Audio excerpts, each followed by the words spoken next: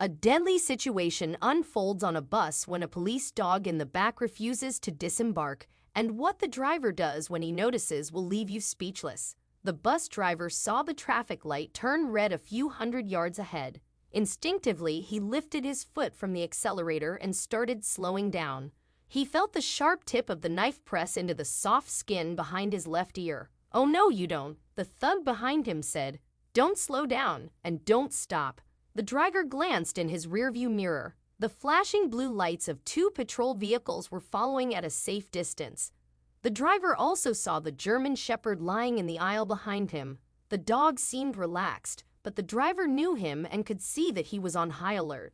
His ears were pricked forward and his muscles were coiled.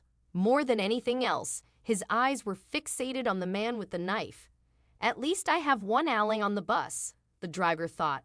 He didn't know it yet, but he had one more outside the bus. An hour earlier, Donovan Higgins was in his driveway working on his vintage car. For years, while he was working as a K-9 officer, owning a piece of history on four wheels had been his dream. His daughter Maggie waved at him as she strolled down the garden path.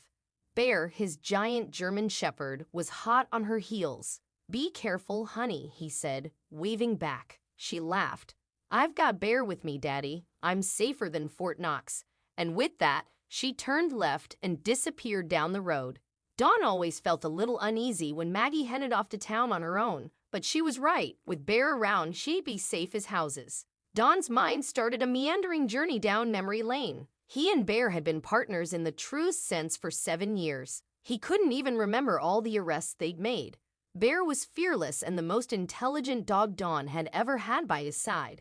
He had the uncanny ability to sense a perpetrator in a crowd, which had often been the key to getting extremely dangerous people off the streets. They had only failed once, but he didn't want to think about that anymore. He was retired and someone else would eventually apprehend the young thugs that terrorized the city. Maggie and Bear didn't have to wait long for the bus to arrive. The driver knew both of them and ruffled the dog's ears when they boarded. Maggie made her way to a seat close to the back of the bus with Bear in tow. She sat down, plugged her earphones in, leaned her head back, and closed her eyes. Beside her, Bear panted while checking out the other passengers. Once he was sure there was no threat to Maggie, he laid his head on his front paws, but his eyes never closed. 10 minutes later, Bear's whole demeanor changed. A young man in his late 20s boarded the bus. The dog's senses tingled. Something about this man made him uneasy. The big German Shepherd shifted a little so he could keep the man in his line of sight. 2 stops later, another young man boarded and Bear became even more uneasy. The man sat down next to the first man, and the dog was now on high alert. In all of his years as a police dog, these instincts had been honed to a fine edge. He trusted himself and knew when something was wrong.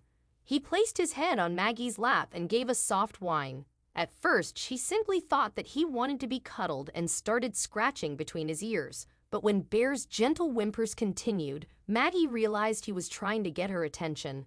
She'd known Bear since he was a puppy, and she knew to take him seriously when he tried to tell her something. Maggie looked at Bear carefully. She followed his gaze to the 2 young men in the seat near the front of the bus. Then the dog edged closer to her, positioning himself between her and the possible threat. Suddenly scared, Maggie pulled the headphones from her phone and messaged her dad. "I think there's trouble on the bus, Dad," she wrote. "Bear is uneasy with 2 guys that got on a couple of stops ago." Don went ice cold when he read the message. He ignored the grease on his fingers and immediately responded, "What's he doing?" Maggie looked down at Bear and responded, "He's on high alert, Dad," not taking his eyes off them. A fist clamped his heart when Don read the reply. When Bear did this, it meant the situation was serious, and in all their years together, Bear had never made a mistake. "Can you take a pic without them seeing?" Maggie slid down in her seat and looked carefully at the 2 guys. They were in some kind of conversation, nervous, perhaps even a little jumpy, but they were looking at each other, which meant she would be able to photograph their profiles at least. She clicked a couple of pics and sent them to her father. If he'd been panicked before, Don was suddenly frantic. The 2 men in the picture in front of him, the 2 men on the bus with his daughter, were members of the gang who had eluded him for years. "I want you to get off at the next stop. Pretend that it is your stop. Don't look at them, just get off the bus. Let me know the moment you're off. Maddie did as she was told. As casually as she could, she left her seat and headed to the front of the bus. "Not your normal stop," the bus driver said. "Nope," she said as happily as she could. "Other plans today." When she stepped onto the pavement and heard the doors of the bus close with a whoosh, she texted her father, "I'm off." She was relieved, but then she looked around for Bear and felt her heart make a freefall. He wasn't with her. Bear had stayed on the bus. "Bear's not with me, Dad. I think he stayed on the bus." Don felt a lump in his throat. His daughter was safe. Don't worry about Bear. He can take care of himself. Next, Don phoned his old office and briefed them about the situation. Radio control dispatched black and whites even before he had finished speaking. When he disconnected the call, Don jumped in his own Jeep and headed to the bus route. He'd been retired for almost a year, but these punks were unfinished business, and today was the day that unfinished became finished. On the bus, the driver became aware that Bear was sliding forward on his stomach. The dog was doing it inch by inch, slowly, so nobody would notice. Man and dog made eye contact in the rearview mirror. The driver could swear Bear was communicating with him, telling him to keep doing what he was doing, and somewhere inside, he knew the dog would tell him when the time was right. The cop cars following the bus had now switched their sirens on. This made the perpetrators even more jumpy. In the rearview mirror, Bear had inched forward again. He was now sitting right behind the two criminals. The driver looked ahead again. The bus was inching closer to the traffic light, and if he sped up like the thugs wanted, he would put them all in terrible danger. But if he didn't, the men would take the passengers hostage. He needed a diversion, and he needed it now.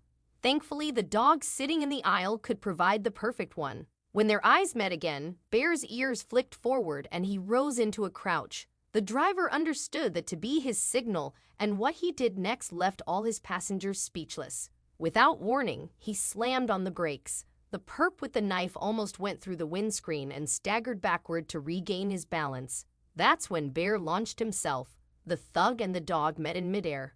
Bear's giant body smashed into the man with a force that winded him. Without wasting a second, Bear turned on the second criminal. The man was trying to run down the aisle to the back of the bus, but the dog caught him halfway and effortlessly pulled him down.